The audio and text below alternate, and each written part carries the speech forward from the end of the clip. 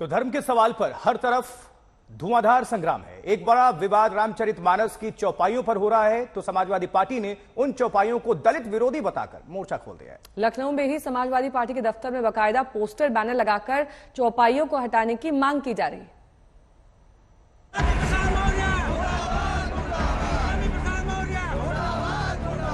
रामचरितमानस के कुछ अंश प्रतिबंधित किया जाना चाहिए। बाराबंकी, आगरा,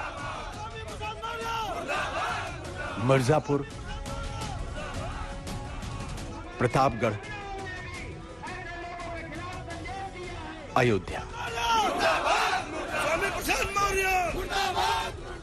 रामचरितमानस पर स्वामी प्रसाद मौर्य की टिप्पणी पर तनातनी जारी है। यूपी के कई शहरों में प्रदर्शन की तस्वीरें आप लगातार देख रहे हैं। निशाने पर स्वामी प्रसाद मौर्य हैं।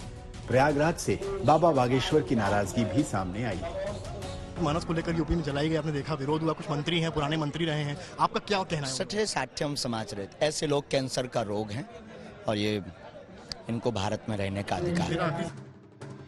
लेकिन समाजवादी पार्टी इतना सब कुछ होने के बाद भी स्वामी प्रसाद मौर्य के साथ खड़ी है।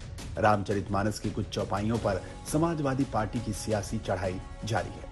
लखनऊ में समाजवादी पार्टी के दफ्तर में इन चौपाइयों के विरोध में पोस्टरबाजी हो रही है। हम इस समय पर समाजवादी पार्टी के दफ्तर के बाहर मौजूद हैं और पीछे आप तमाम पोस्टर्स देख सकते हैं। ये एक पोस्टर है, शिल्पी चौधरी हैं जो निवर्तमान प्रदेश सचिव महिला सभा की हैं। उन्होंने लिखा है, वर्ण व्यवस्था ने क्यों ठहराया मुझे अछूत।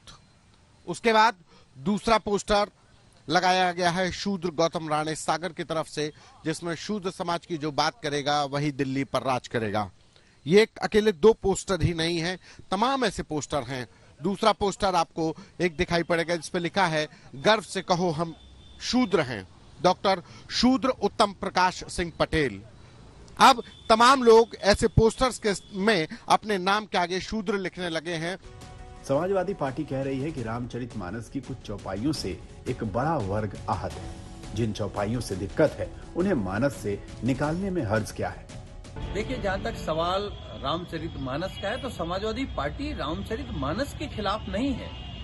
उसमें कुछ शब्द या कोई एक चौपाई, दो चौपाई ऐसी हैं जिससे हिंदू समाज का एक बड़ा तबका आहत होता है। महिलाएं आहत होती हैं, पिछड़े दलित आदिवासी आहत होते हैं।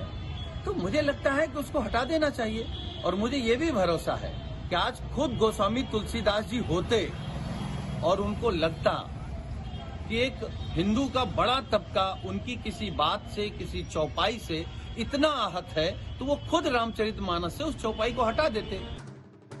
समाजवादी पार्टी के एक और नेता ने ट्वीट कर उन चौपाइयों को हटाने की मांग की है। यानी इस विवाद से कदम पीछे हटाने का कोई इरादा नहीं दिख रहा, न समाजवादी पार्टी की तरफ से न दूसरी तरफ से। शूद्र समाज को अपमानित किए जाने